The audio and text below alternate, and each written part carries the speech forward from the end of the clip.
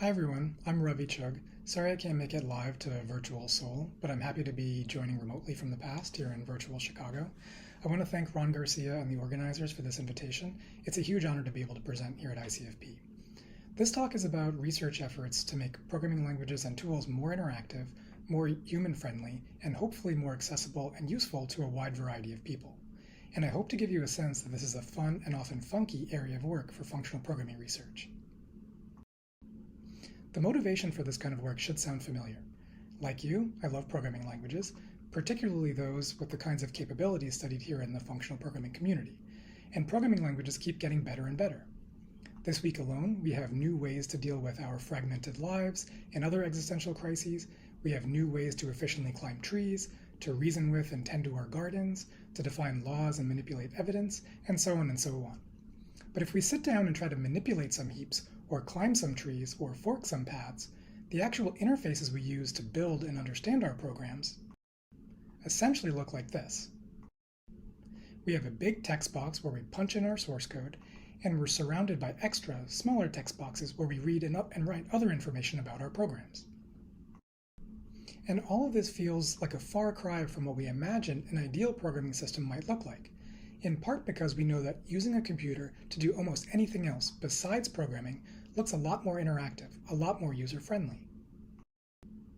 When we use graphical user interfaces to make spreadsheets, diagrams, digital designs, presentations, we directly interact with and shape the thing we're making in a very tangible and visceral sense. But of course, the more complicated the thing is that we're trying to make, or the more we need some feature that isn't already packaged up in the system, the harder and more tedious it becomes to use GUIs to complete some task. So at the end of the day, these systems also fall short of what we imagine ideal direct manipulation user interfaces might look like. So this is the motivation. On one hand, we want and need the full expressive power of our fancy general-purpose programming languages that are equipped for abstract, symbolic reasoning. At the same time, we also want and need tangible, interactive user interfaces for understanding and manipulating the concrete things we are making. This tension between programming and direct manipulation comes up over and over again. When we, as experienced programmers, need to make something, a document or spreadsheet or video presentation, we have to choose. Do we pick our favorite programming language and libraries and give up all hope for an interactive, tangible user interface? Or do we pick a GUI system, knowing that despite the many wonderful features, several parts will be much harder, if not impossible, for the lack of a programming language? Furthermore, regardless of whether we're programming in one of these specific application domains or in a more general-purpose programming setting, there is also a tension between conventional text-based editing of source code and editing higher-level, tree-based, or other representations of programs. So naturally, what we would like are systems that blend programming languages and concrete direct manipulation user interfaces, allowing us to smoothly move back and forth between these different modes as needed. Surely, there are many common aspects of functionality and interaction across multiple domains, so ideally these systems could be designed in ways that support reuse, composition, and extension. I'll refer to these goals as programming with direct manipulation.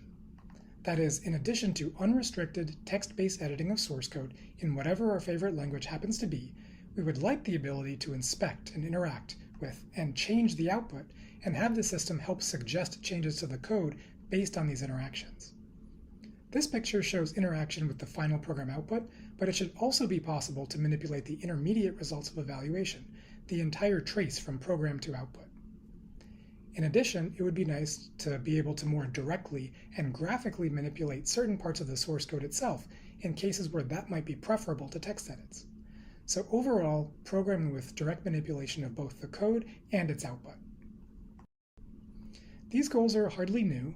Similar visions for interactive programming systems to augment human creativity and intelligence can be traced all the way back to the 1960s, from the constraint-oriented Sketchpad system by Ivan Sutherland, to the work on graphical user interfaces and interactive computing by Doug Engelbart, Alan Kay, and many, many others, to more recent essays and demos and presentations by Brett Victor, which have inspired many researchers and practitioners to similar pursuits. And of course, there are also decades of research particularly in the human-computer interaction and software engineering communities, pursuing improvements in program development tools. So there's a very long history of these ideas. Progress towards these goals requires a wide variety of techniques such as program synthesis, live programming, bidirectional programming, program visualization, and more. And in the past decade or so, there's been renewed interest in these challenges, which lie at the intersection of PL and HCI. There's been a trend in new workshops, conferences, and meetings, both in research and among developers in industry. It seems to me that 5 or 10 years ago, there wasn't much software tools work at WIST, the main venue for user interface software and technology, but last year an entire session was focused on live programming and synthesis. And at CHI the last 2 years, programming by example papers were among the winners of the Best Paper Awards. I'll talk about some of the recent ideas in this space, but first I'm going to let you in on a little secret. It would be easy to attribute these recent efforts in PL plus HCI to the natural ebbs and flow of research, with chance opportunities for collaboration across fields. But no, this is bigger than that. It's part of an undercover mission called PL plus X, led by Senior Agent Mike Hicks, codename The Enthusiast. Agent Hicks is strategically located near the nation's capital, he manages assets in the cybersecurity world, and he's made inroads at ACM headquarters. A few years ago, Agent Hicks wrote publicly about how PL-minded techniques are an effective combination with techniques from other fields. But as we all know, research is a zero-sum game, with the ultimate earthly goals of fame, fortune, and world domination. So while PL plus X is a catchy clear text slogan, it's just a ruse. The secret undercover mission is that PL plus X is in effect full computation, where PL eats all other X before they would eat us first. So that in the end, there will only be PL. I'll tell you more later. So we were talking about recent PL plus HCI efforts to support the goal of programming with direct manipulation. In my group, we've been exploring a few ideas in a prototype system called Sketch and Sketch for sketching partial programs in the program synthesis sense and sketching or drawing objects in the GUI editor sense. The first idea is to explore programming by demonstration techniques for building programs in a pure lambda calculus, rather than in a lower-level imperative language as in most PPD work. The second idea is to explore how structure editing of an abstract syntax tree might be streamlined into an ordinary existing text editor as opposed to being a completely separate editing paradigm. While a program is being built in Sketch and Sketch through a combination of demonstration, text, or structure editing, the third idea explores how to incorporate bidirectional programming techniques so that relatively small changes to the output can be mapped back to changes in the program. Let's take a look at a few demos of Sketch and Sketch that introduce each of these three ideas. We'll start with an example in Sketch and Sketch that resembles a typical vector graphics GUI, though with many fewer features than you'd expect in a mature system. Our example will be to make the Sketch and Sketch Lambda logo using direct manipulation, and the result will be a function that can be reused to generate different versions of the logo.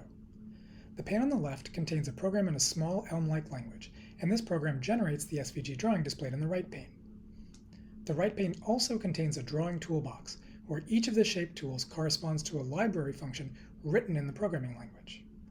The key takeaway from this first part of the demo is that every direct manipulation interaction in the output pane is codified as a change to the program in the left pane. First, let's draw a background for the lambda. Clicking the square tool and dragging on the canvas has the effect of specifying the position, width, and height arguments to the square function. This function call is added to the program and is included in the program's main expression. The cursor tool allows inspecting and manipulating typical shape attributes. Notice that when dragging the slider to adjust the fill color, the corresponding color literal in the program is updated appropriately. Here we're using a simple encoding of colors as single integers, though it's easy to imagine a more full-featured color data type. Next, let's draw two lines to make the lambda.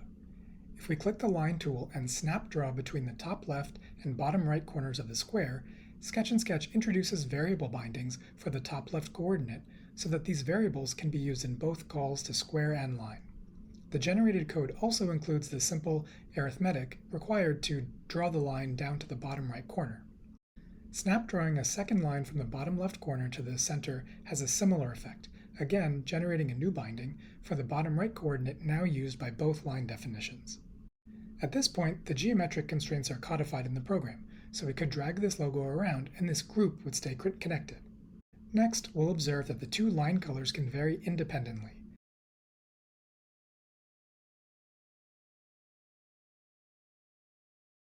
To make them always equal, we can select the two color sliders and look to a pop-up menu called Output Tools that offers several program transforms based on the current canvas selections. The Make Equal tool suggests edits that introduce a new variable to replace the two existing unrelated colors in the program. Hovering each option shows an inline red and green diff of the proposed changes. Each option chooses one of the two selected line colors to bind to a new name, and this name is then used in both shape definitions. Clicking the menu option commits the changes to the code. The new program is now the new source of ground truth, subject to change by subsequent interactions. In similar fashion, we can select the stroke width widgets for each line to make them always equal. At this point, all of our variables and shapes are defined at the top level of the program. Next, let's start to group the shapes together into something more organized and reusable. To group shapes, a typical interaction would be a lasso selection followed by a Command-G keyboard shortcut. But in this prototype, we need to select the three shapes individually and then invoke the Group tool from the pop-up menu. More interesting than the interaction is what the program edits should be. That is, how should a standard direct manipulation grouping operation be interpreted as code? The first suggested transformation introduces a new three-element list, or a tuple, containing the selected shapes, and this list is given a name. The second suggestion similarly introduces a three-element list, but also looks at the dependencies between the selected definitions. The new code introduces local bindings to reduce the number of unnecessarily top-level definitions. Let's select the first option and clean up the top-level definitions in the next step, where we will abstract this group of definitions into a function. To select the group of shapes, Sketch and Sketch displays gray dotted boxes to indicate multiple different program expressions that, as part of the evaluation trace, contributed to the final values. Hovering a gray box shows a tiny bit of information about each program expression, which is also highlighted in the source code. If we select the three-element list created in the previous step and choose the Abstract tool, the suggested transformation builds a new function with parameters for position, size, and color. These choices about which pieces should be made parameters to the function are made heuristically. The GUI provides a few simple refactoring mechanisms for renaming and reordering the arguments of the function in the context of its output. Furthermore, based on the type of this new shape drawing function, the editor adds this user-defined function to the drawing toolbox on the right, allowing the function to be called with the same click and drag interactions as the basic shape drawing functions from the library. Because this function exposes design parameters as arguments, we can individually tweak each instance of the drawing because they are simply different calls to the function. To recap, the main idea was to allow the user, who is comfortable both with programming and design tools, to experiment and create the basics of a design using concrete, tangible interactions, while working towards a programmatic representation that can be freely reused, changed, and further developed. In the first part of the demo, we saw programming by demonstration interactions involving direct manipulation of program output. In the second part of the demo, we'll take a look at interactions involving direct manipulation of the source code itself.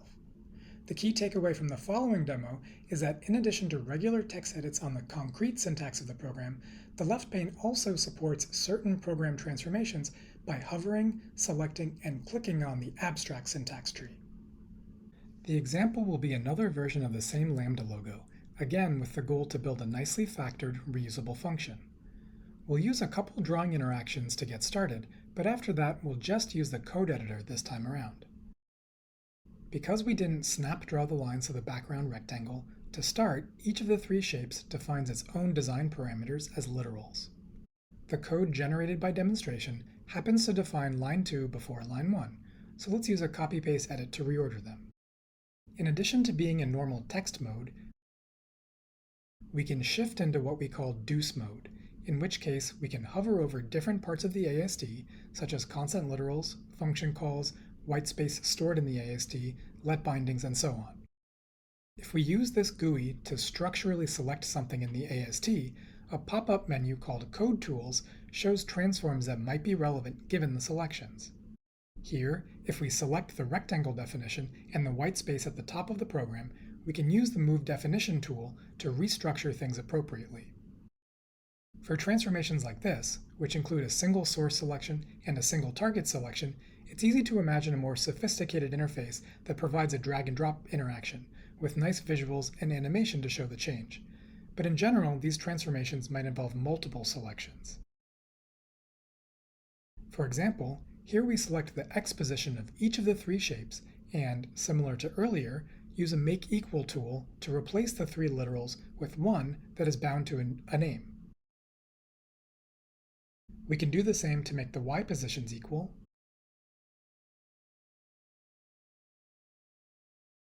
as well as the width and height values in order to make this a square lambda variant.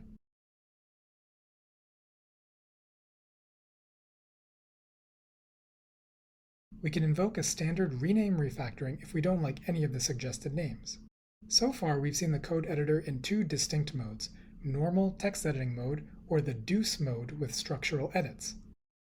To toggle back and forth between the two, when the user is in text editing mode, a hotkey press temporarily shifts the editor into deuce mode.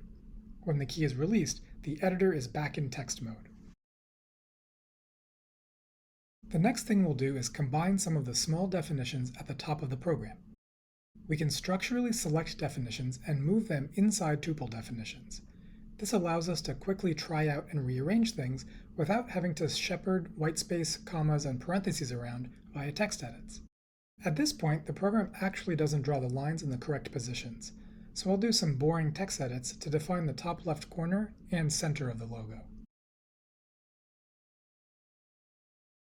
That's better. Now we're in position to refactor our work into a reusable function. We can start by moving the list of three shapes into its own definition, and then move the three shape definitions into its local scope. Again, we can imagine a more sophisticated interaction with lasso selection of multiple definitions and then click and drag to move. Then we can turn the logo definition into a function by selecting certain values to abstract into parameters.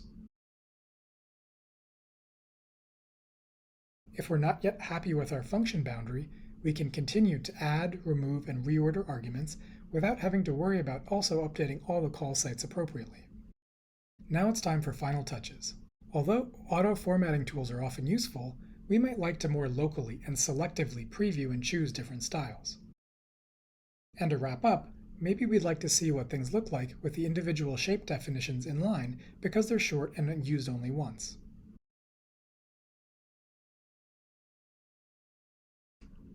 To recap, the main idea was to support a combination of text and structure edits with a GUI that overlays the structure of the abstract syntax tree on top of the text-based concrete syntax. In the first two parts of the demo about programming by demonstration and structure editing, we saw several output interactions where we directly manipulated shape positions, colors, and other attributes in the output pane. How are these relatively small, local changes to the output mapped back to the program? In the third and final part of the demo, we'll talk about the bidirectional programming features in Sketch and Sketch that support such changes. And compared to the previous examples, where Sketch and Sketch was configured for SVG programming, the following example will show a program that generates a simple HTML page. Here we have a work-in-progress program built using conventional text edits with a list of US states and capitals. The data is displayed in rows of alternating color. We've left several blank strings and question marks for places we need to fill in later. As an alternative to filling missing pieces in the little database directly in the code, we can also make changes to the strings in the output table. In the previous SVG demos, when small changes like this were made to the output, Sketch and Sketch immediately changed and reevaluated the program, even though there are typically multiple repairs that could have been made. In contrast, in this configuration of the system, Sketch and Sketch displays a pop-up menu with potentially multiple options for the user to preview and choose. When making changes to primitive values that originate directly from literals in the program, there is no ambiguity. But when an output value has a more complicated evaluation trace, such as from the concatenation of strings as shown here, Sketch and Sketch shows multiple options. Hovering the previews, we see that the second option inserts Phoenix in the middle of every state. That doesn't sound good, so we choose the first option. And then we find the string concatenation in the program to freeze or lock the comma delimiter. This tells Sketch and Sketch not to suggest changes to this piece of code in subsequent interactions. Now we'll go fill in the rest of the missing data, without worrying about exactly where in the program those values are defined. Next, we'll work on making the styles look better. We'll start by opening the powerful DOM inspector tools provided by modern browsers. The DOM inspector is a great way to poke around and debug and try out various changes to the HTML and CSS document. But normally, after playing around, the developer would have to go back to the program and make changes that hopefully achieve the same effect as those temporary direct manipulation changes. But in Sketch and Sketch, bidirectional programming features are used to reconcile changes to output values. So in this case, when directly changing one example cell color to yellow, the corresponding program edit also changes all cells in alternating rows. If we want to try out multiple changes in rapid succession, we can toggle the auto synchronization feature so that Sketch and Sketch will automatically choose a program edit as long as there's no ambiguity.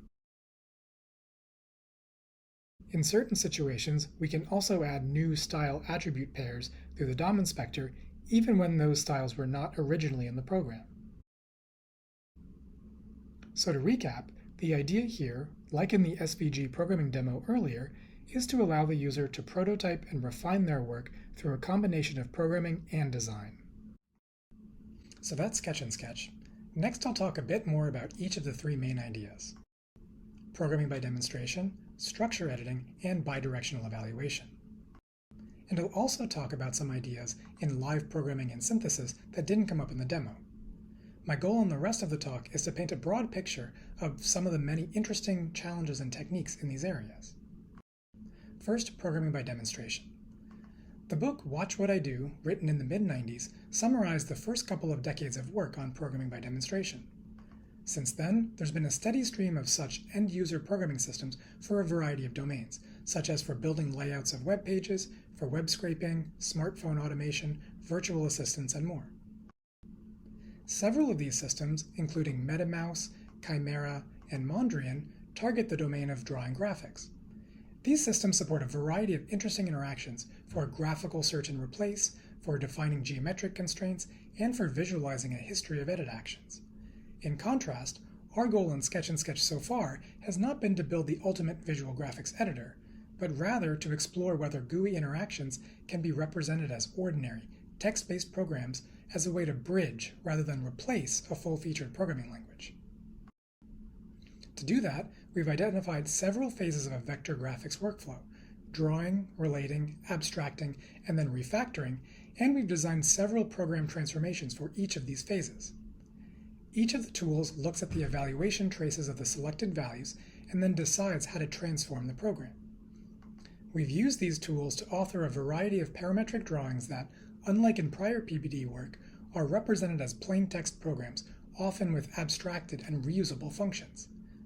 So far, our work has focused on expressiveness. Can we even do this at all, as expert users who know all the different transformations provided by the system?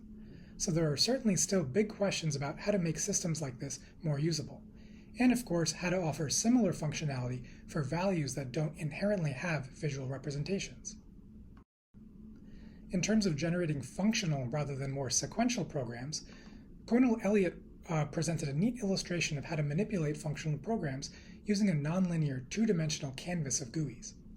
This work takes an interesting approach to composing or applying values that are not functions at the top level, but the results all live at the level of values. They're not reflected back into a higher level expression in a text-based program. So recently, Brian has been exploring how to support this kind of direct manipulation of values in a bimodal, bidirectional system like we've been talking about. This will require some more general framework for programming with traces, for programming with provenance, that can be then specialized in domain-specific ways like in Sketch and Sketch. Okay, that's programming by demonstration. The second idea we saw in the demo was structure editing, the idea of manipulating the AST of a program rather than the concrete syntax. There are many aspects to consider, both on the user interface side as well as the semantics of the transformations. One common UI mechanism for structure editing is to use blocks, best known in programming environments like Scratch and Snap that are designed for teaching, often to young students. blocks can also be integrated into hybrid editors that support text, for example as in Blockly, and some programming by demonstration systems that use blocks or other mechanisms for structure selection to allow end users to tweak the generated code. There are also hybrid editors that use blocks or frames that reflect the program structure with text editing inside the blocks. And the structure selection we saw in Sketch and Sketch might also be described as blocks, which are overlaid on the text. Another kind of user interface element for structure editing are sometimes called scrubbers, as Brett Victor, Sean McDermott, and others have shown for clicking and dragging sliders to change numeric literals in the code. In addition to sliders, computational notebooks like Observable draw buttons and checkboxes and menus for changing literals of other primitive data types. To edit custom data types requires custom GUIs or visual syntax. The classic literature on visual programming includes ideas for mixing visual and text-based syntax. These proposals sometimes include the use of unstructured graphics, which are then parsed using visual attribute grammars and other techniques into structured syntax.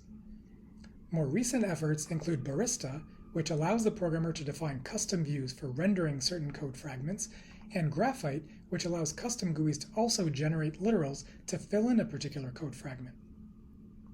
A similar mechanism has also been studied recently in the context of Racket. Building further on many of these ideas is a mechanism in the Hazel programming environment called live literals, or livelets.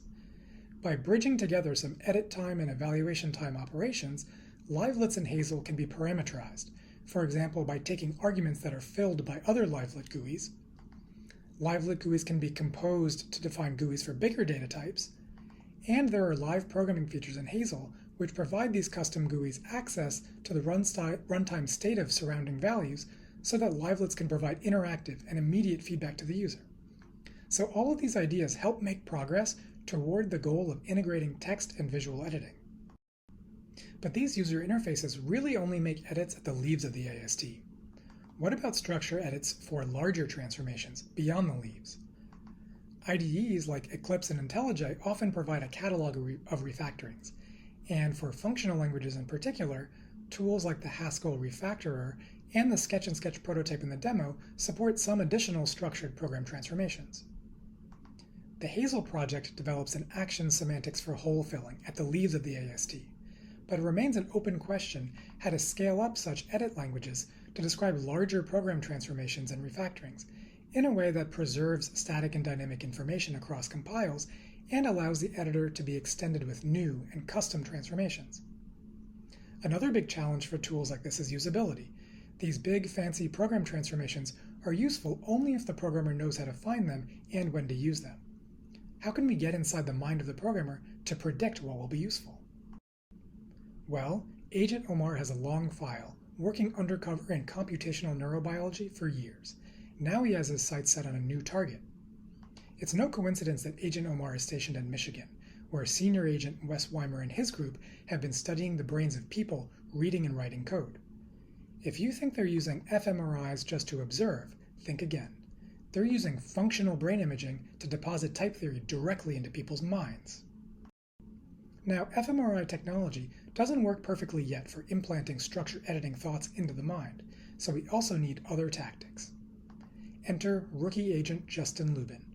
After training in Chicago, Agent Lubin has been growing out his hair to go deep undercover for his 6-year mission in Berkeley, California.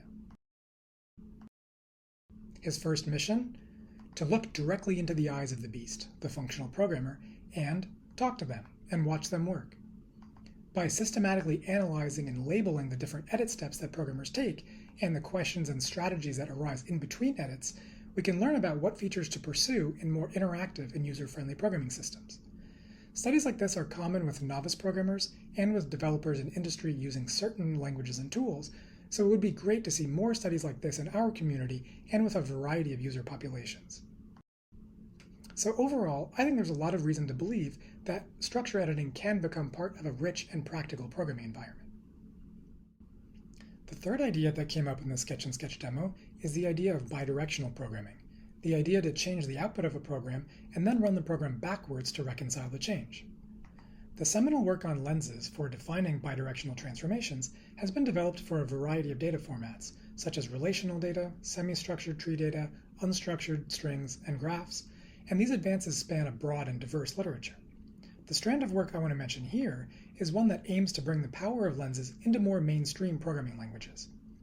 Compared to the restricted point-free programming style required in typical lens frameworks, Matsuda and Wang showed how to deploy lenses in Haskell, where bidirectional transformations are manipulated in an applicative style, but programs can otherwise use the full features of Haskell. And a subsequent proposal shows how bidirectional transformations can be composed sequentially. Moving even further towards an unrestricted programming style, several recent proposals employ some kind of backward evaluation that allows all program expressions to be run in reverse, not just the parts that are explicitly defined as bidirectional transformations. A similar flavor of backward evaluation also appears in work on program slicing. To a first approximation, each of these proposals extends a standard forward evaluator which produces a value v as output, with a backward evaluator which takes a new value v prime as an input, and the backward evaluator rewrites the program so that it will evaluate to the new value. Backward evaluation can be configured in different ways. For example, Sparkle uses linear types to distinguish invertible transformations from other parts of the code in order to provide strong round-trip guarantees. In contrast, the formulation shown in Sketch doesn't statically enforce a separation, and it allows ambiguous and even conflicting updates to be further propagated for the user to look at and decide which to choose, as shown in the demo. These kinds of suggested edits or repairs, even without the strongest round-trip properties, can be useful in a variety of settings, especially when programs are still evolving and don't have a fixed spec to govern updates. I think there's potential to develop this kind of bidirectional programming for a lot of practical settings. For data science, there are efforts both in research and in the startup world to bridge programming interfaces with more spreadsheet-like interfaces. For graphic design and art, and for web development, there are efforts, as in Sketch, to provide a bidirectional connection between program and output canvas. Mikhail has been working to scale up bidirectional evaluation and other tracing and provenance techniques to support an end-to-end web server, from parsing and code generation on the server side to parsing, evaluation, and user interaction on the client side. I think it's easy to imagine a workflow where programmers, designers, and end users with a variety of technical backgrounds and different permission levels can work together to suggest and commit changes in this kind of a bidirectional system. So those were the three main ideas I demonstrated in Sketch earlier. Next, I'd like to highlight a few recent techniques for providing the user live, immediate feedback about the dynamic behavior of their programs as they work. Live programming interfaces can be useful in educational contexts, as shown here in Omnicode, which automatically visualizes test cases and other properties of the code being written. Pane is an idea for showing the flow of example data values through a boxes and wires style visual syntax. In the context of a more conventional and full-featured text editor, Babylonian-style programming adds a variety of toggles and other user interface widgets for defining and visualizing test cases and probing the runtime values of selected expressions. For common types of values in the domain of data visualization, this Vega editor can automatically display summary graphics inline in the text for quick inspection, followed by more focused interaction on demand. And as a promising approach for scaling these user interface techniques to general-purpose text-based programming, projection boxes hover off to the side and, in addition to direct manipulation, can be quickly reconfigured and inspected using keyboard-based commands that aim not to interrupt the user's primary workflow. The projection boxes interface is particularly appealing when thinking about how to deploy program synthesis techniques into the editor. This seems like a natural interface for the user to move back and forth between the main text pane for sketching the program and the projection box pane for providing input-output examples. And there have been other promising ideas for integrating program synthesis techniques into a live programming loop. For programs with multiple holes to be filled, we've been working on techniques for evaluating these partial programs and integrating synthesis techniques to help fill them. And as steps towards making things feel more like a conversation between user and editor, there have been several ideas for displaying multiple representations of candidate programs, for allowing the user to label undesirable and desirable parts of candidate programs, and for interacting with the user to ask for additional examples to clarify intent. It's been great to see all these efforts to make synthesis techniques more usable, and we'll need a lot more of this work going forward.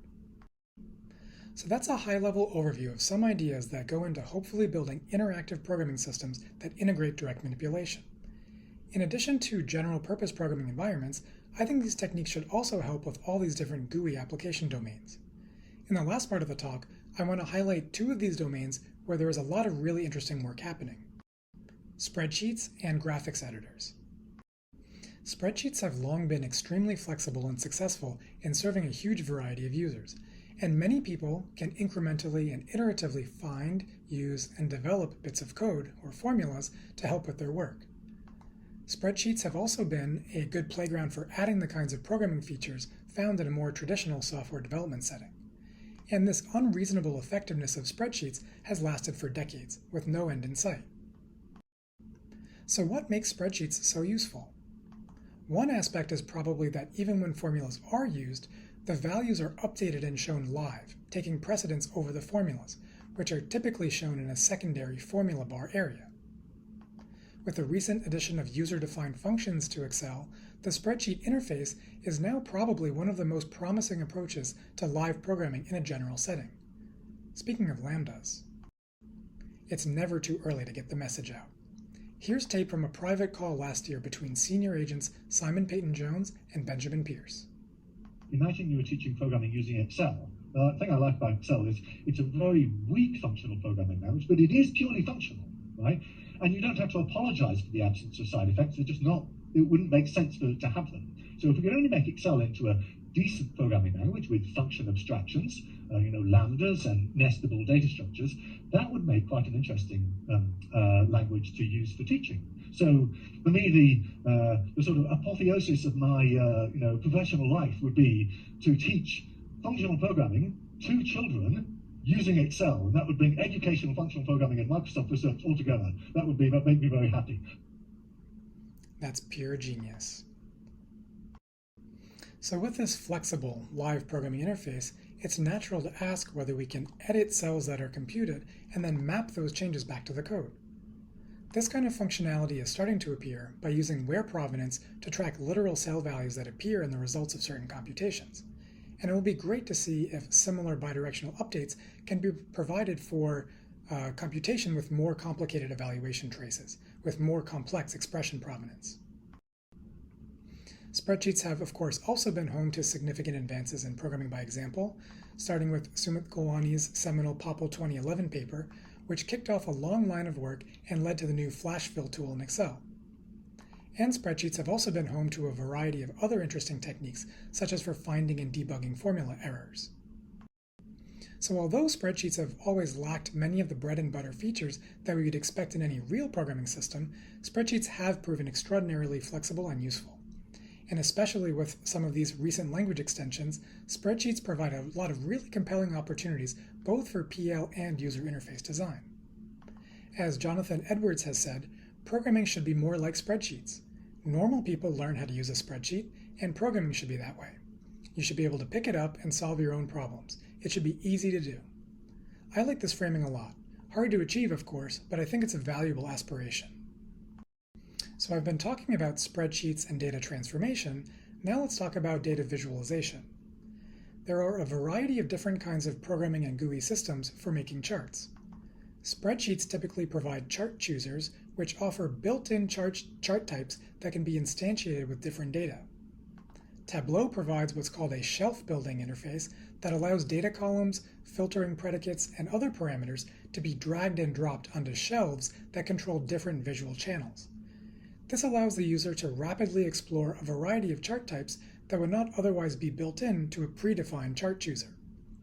On the programming side of things, the D3 JavaScript library provides a rich API for building visualizations that are interactive and reactive to data changes. And DSLs like Vega and Vega Lite support a wide variety of chart types and customization without being full-blown programming languages. But as the same old story goes, each of these interfaces is better and worse for different purposes. So in trying to integrate the benefits of these different interfaces for creating visualizations, Andrew has built a system called Ivy, which starts with a text-based Vega definition as the source of ground truth, but where particular choices for data columns and design parameters have been factored into simple functions called templates. The arguments to a template can then be chosen using a shelf builder style user interface. And the result of applying a template to arguments produces an output visualization. Because templates are functions, a chart chooser or gallery is simply a library of functions, which can be extended, customized, and ranked and suggested according to various heuristics.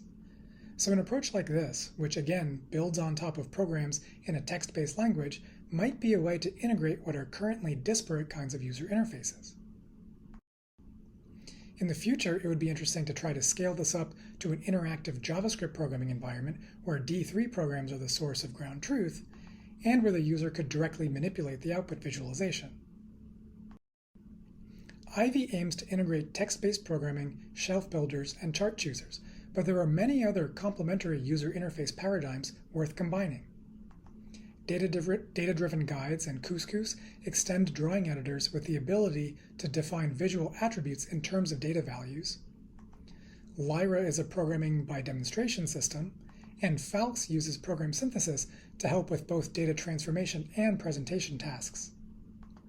Hanpuku is a tool that bridges visualizations generated with D3 but are then tweaked using direct manipulation in Illustrator. And B2 is a computational notebook that provides some bidirectional connection between Python code and the resulting visualizations. So lots of compelling combinations of programming and direct manipulation. The last theme I'll talk about is graphics drawing, and more generally, other types of creative expression. One theme of research has been to extend GUI drawing editors with additional features for relating, grouping, and managing objects, still without relying on any text-based representation of the canvas being created. There are also proposals for extending drawing editors with mechanisms for tying data and other constraints into the GUI. Another interesting system called dynamic brushes allows the artist to customize their GUI by using a visual programming environment to define custom brushes for drawing directly on the canvas. And there are many visual artists who incorporate software in diverse ways and for diverse purposes, often using custom-built tools and workflows.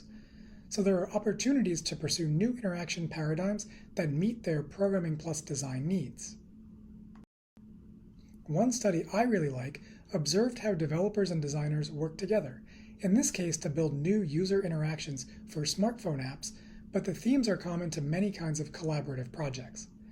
They observed many ways in which disjoint tooling used by designers and developers and the lack of shared concepts and terminology were barriers to doing their work effectively.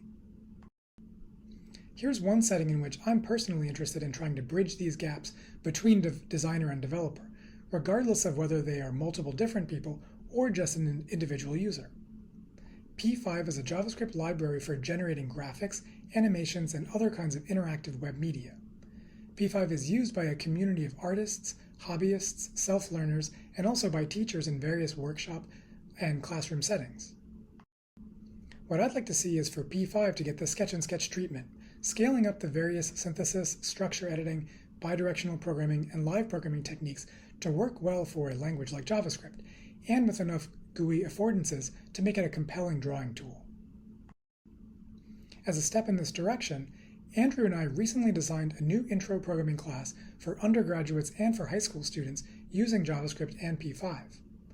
Observing how students work through the material, analyzing the kinds of program edits they make and the kinds of difficulties they face will inform the design of a new interactive, bidirectional programming environment for P5. And hopefully this will have a positive impact when we use it in future iterations of the course. So that was a whirlwind tour of a bunch of ideas spanning PL and HCI that factor into this pursuit of more interactive programming systems that support direct manipulation. Let's recap a few of the recurring themes. One is, can we design every graphical user interface to be backed by text-based programs in a general programming language? Regardless of whether this might be JavaScript or Python, or OCaml or Haskell, there are big challenges for developing a general framework of programming with traces and demonstration. A second theme is that although structure editing has yet to really influence tools for professional developers, it doesn't have to be that way. There can be benefits to incorporating more visual, domain-specific notation, and if we study more about how programmers go about their work, we can design better hybrid text plus structure interactions to help. Regarding bidirectional programming, if we can scale up some of these techniques to general languages, even without the strongest round-trip guarantees, that would make for another useful hammer in the programmer's toolbox during the development process. Another recurring theme is to ask whether we can make programming environments live, where users interactively build and explore their programs. We have a variety of program synthesis and repair techniques. Can we integrate them into a more streamlined framework, supporting a back-and-forth conversation with the programmer? Regarding spreadsheets, is this uniquely useful and live paradigm a good starting point to teach programming? And with continued language and UI improvements, are spreadsheets the ultimate programming interface? Maybe, maybe not, but it's worth considering. Finally, can we bridge the gap between designers and developers, allowing more people to work together and grow into and extend their tools? Each of these themes contributes both to specific application domains as well as more general-purpose programming environments. I've told you about a few of the agents in the field working on this mission, PL plus HCI. We have a few more agents stationed at various posts around the world, but we need more help. Not every research project requires us to study brains in fMRI machines or even stare into the eyes of people to do user evaluations. There are a variety of ways to leverage human factors when we pick problems to work on and go about solving them. So if you're interested, if you're sympathetic to the cause, there are certainly missions out there for you.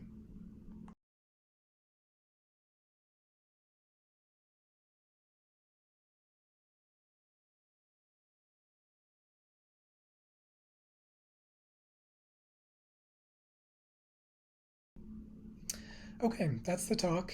Thanks again, Ron, for the invitation. I hope I don't get you in trouble for all the silly jokes.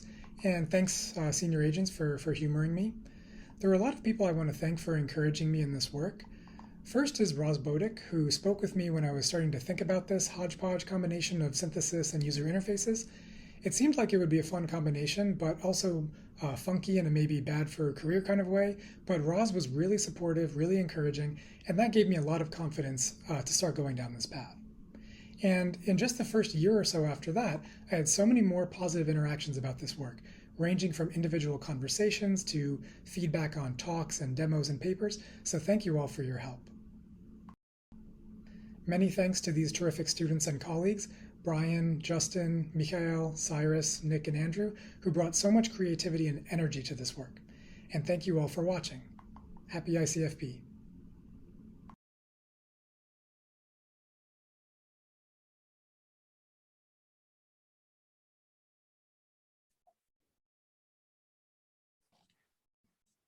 Hi, this is Ron Garcia. I'm from University of British Columbia, and I'm the program chair for ICFP 2021. And it's my pleasure to be here with Ravi Chugh, who's given our keynote. And so I have, in lieu of a live Q&A session, we've collected some questions from the program committee for ICFP that I will convey to Ravi, and he'll answer them for us. And I do want to note that Ravi is really interested in hearing from you, so we'll try and find means by which you can get your questions to him and get them answered about the presentation and his work. So thank you very much for making yourself available, Ravi. Thanks for setting this up. I appreciate it. Yeah, my pleasure. So let me just start at the beginning with the first question is, the demos of Sketch and Sketch are really slick. The interactions shown, pop-ups, modal windows, and extensible palettes look useful for developers. But how do you evaluate the goodness of these GUIs? And how do you evaluate the goodness of fit between an IDE and its sibling programming language? Yeah, that's a good question. I think the simple answer is we haven't, or we don't yet. Clearly that's a huge important question, actually testing and evaluating whether these interfaces help in some ways. That really hasn't been our focus yet. We've still been writing most with, just kind of figuring out some kind of core techniques, core algorithms, seeing if, at least we, the expert, built the system can, use it to do something. We haven't really thought hard at all yet about how to, evaluate things with, other people besides us. There's only one aspect of the work that I described where we did a bit of user evaluation. So in the structure editing features in particular, where you can kind of hover over the text box and like click on little fragments of the AST and invoke transformations. We did do a controlled user study on that, one aspect of the interface. There we kind of designed, and the comparison was between like a more traditional refactoring user interface, like you might see in Eclipse or IntelliJ, where typically to invoke a refactor, you kind of like right click on a piece of the syntax that you're interested in, or you kind of like use text selection to highlight something, and then you get like a pop-up menu. So that was the kind of control condition. And then the treatment condition, the thing that we were testing was this kind of more structure selection kind of interface. And for that one aspect of the system, we did design like a series of refactoring and structure editing tasks where we had, I think it was 20 users kind of do a bunch of small tasks, both with the kind of conventional Eclipse-like interface and with the Sketch and Sketch style interface. Randomizing tasks and randomizing the treatments and stuff. And in that kind of very controlled lab setting, we did find that like once users learned the tool a little bit, once they kind of found out about what transformations were in it, that it was then slightly faster to invoke various transformations if they already knew what they were looking for. So in that kind of like a narrow sense, we tried to evaluate, is this at least not making things worse? Like, is it on the right track kind of thing? But there's still, huge need to actually, design and evaluate these things with users in the loop. We're not there yet, but eventually. Awesome. Second question. You talked about how popular and effective spreadsheets are, but many spreadsheet users lament how good they are at converting basically any data that you throw at them into calendar dates. So PL folks, and especially at ICFP, will see this and scream like types. So the question is, what role do you see type system designs playing in these interaction languages and in the construction of the broader development environment? So what are the opportunities and what are open challenges for you? Yeah, that's a great question and obviously an important concern. And related to that, I think I saw a rant on Twitter or Hacker News recently about how CSV needs to kind of be replaced because it does the same kind of thing, right? Where it just throws away all the metadata and structured information that probably did exist somewhere, but then gets thrown away. I think that was a post by Alex Rasmussen, who we were in grad school at the same time. And so I just came across that. And that question, this question makes me think of that. Yeah, I mean, that's a big, important aspect. I think along this trend, especially like in this Microsoft research, which has been working on trying to, experiment with new language and UI features in Excel. I think there are, if not plans, I think there's opportunities to integrate, more structured data types into a system like Excel. Like I know, I think it was about 20 years ago now, I think Simon Peyton-Jones and Margaret Burnett and others had kind of a paper on extending spreadsheets with user-defined functions and sheet-defined functions. I think it's natural to extend Excel and other spreadsheets with, more custom kinds of data types, more structured data types, where you can imagine a cell not just having a single value, but a richer type of value, which itself might have some structure inside of it. And so I think there's, whether or not those features will make it into real spreadsheets, anytime soon, who knows about that? But I think there's no reason why it couldn't, factor into the spreadsheet kind of paradigm. Having more complex, richer data types, and of course that would help with all the kinds of things that we would want to do with tools like that. Thanks. I would just say though, I don't think that's a reason not to try to do more with what's already there, because I think even just like the very primitive convert everything to calendar formats by accident, it still turns out to be really useful. So I think let's do the best we can, but of course more structured and better data types would only help what we can achieve. Okay, thanks. So third question, some parts of the interactive experience you present take advantage of the human in the loop and use heuristics to decide when to offer a human a decision and which decisions to offer, like which choices. Are there general techniques or principles from programming languages or from HCI that help system designers give users timely and relevant choices? Yeah, that's a great question. I think my answer to this one is the same as the first one? The answer is yes, but we haven't used them yet. So like in the kinds of, human in the loop interactions so far in the Sketch and Sketch demos, there was a pop-up with like options and the user had to choose. So that doesn't really like help the user understand what those options are. Like right now we have these really primitive diffs. It's kind of a way to very coarsely like get a sense, but it really needs to be better ways to kind of explain and represent what various program changes might mean. What implications might they have on subsequent things you'll do with that program. Right now, we haven't taken into account any like user-centered design to try to figure out answers to that question. I think so. I think Elena Glassman is going to be giving a presentation, and I think she has a lot more experience actually taking these kinds of considerations into account when communicating the results of synthesis to users. So maybe somebody can ask her the same question. She I'm sure has a much better answer than I do. The second area of work that I would point to is, there's a huge amount of work in integrating synthesis with machine learning techniques. And I think, which is something that we haven't done at all in Sketch and Sketch yet in our work, but I think there's opportunities to kind of use, machine learning techniques to try to, rank different options. Maybe if there's an existing code base where some particular pattern of events happens more frequently than others, maybe then those can be, ranked higher with, higher probability, that kind of thing. So I think there are certainly ways to try to, leverage the human in the loop aspect of things. We haven't tried doing that in our own work yet. Great. So fourth question. There seem to be a lot of common themes across these system designs, and that screams for reusable abstractions, like maybe some kind of domain-specific embedded interaction languages. What kind of features would such a language system for building these domain-specific embedded interaction languages have? Yeah, that's a great question. And so I think in the talk a couple of times I might have hinted at like how several of the output tools and codes that we've implemented kind of look at the evaluation traces of selected values and selected items in the code box, and then use those to decide rewrite the ASD. I didn't talk too much about it because there's actually not like a very kind of clean, nice way that we do those kinds of things right now. There does need to be like a more domain-specific language for kind of defining transformations in a composable and reusable way. Now the kinds of things that we like take into account in those transformations, and when I say we, I mean really Brian, like Brian's done a lot of the hard work behind those interactions, and the kinds of things that we need to look at are like scoping information about selected values. Where are the bindings coming from? Do they all live in the same scope? If so, then it's a lot easier to reorganize code.